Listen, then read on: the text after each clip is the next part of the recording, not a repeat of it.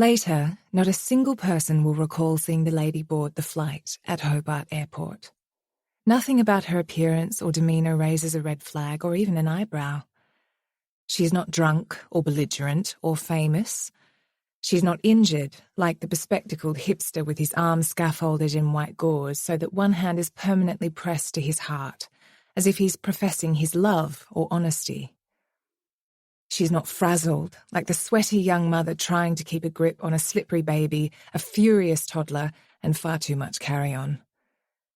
She's not frail, like the stooped elderly couple wearing multiple heavy layers as if they're off to join Captain Scott's Antarctic expedition. She's not grumpy, like the various middle-aged people with various middle-aged things on their minds, or the flight's only unaccompanied minor, a 6-year-old forced to miss his friend's laser tag party because his parents' shared custody agreement requires him to be on this flight to Sydney every Friday afternoon. She's not chatty, like the couple so eager to share details of their holiday you can't help but wonder if they're working undercover for a Tasmanian state government tourism initiative. She's not extremely pregnant, like the extremely pregnant woman. She is not extremely tall, like the extremely tall guy. She is not quivery from fear of flying or espresso or amphetamines, let's hope not, like the jittery teen wearing an oversized hoodie over very short shorts, which makes it look like she's not wearing any pants. And someone says, she's that singer dating that actor, but someone else says, no, that's not her, I know who you mean, but that's not her.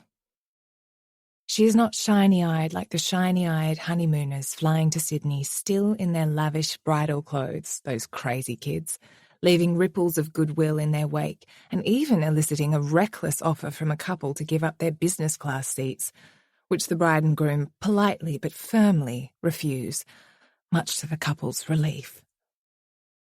The lady is not anything that anyone will later recall. The flight is delayed. Only by half an hour.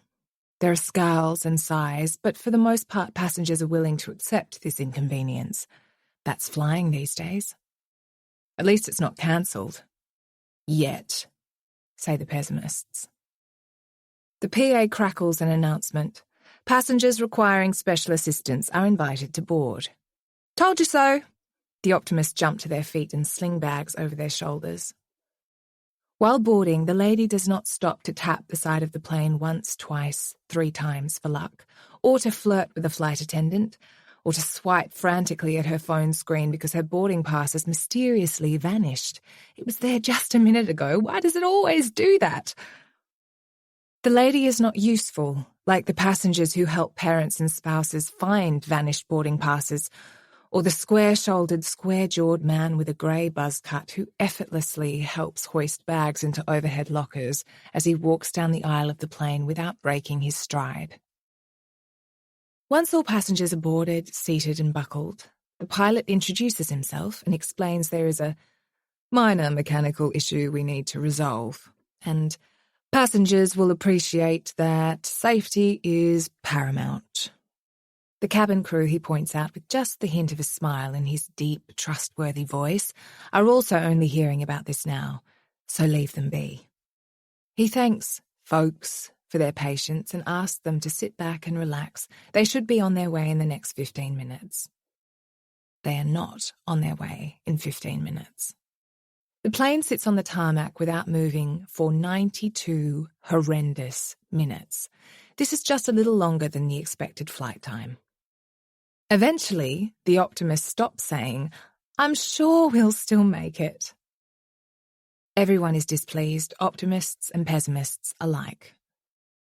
During this time, the lady does not press her call button to tell a flight attendant about her connection or dinner reservation or migraine or dislike of confined spaces or her very busy adult daughter with 3 children who is already on her way to the airport in Sydney to pick her up, and what is she meant to do now?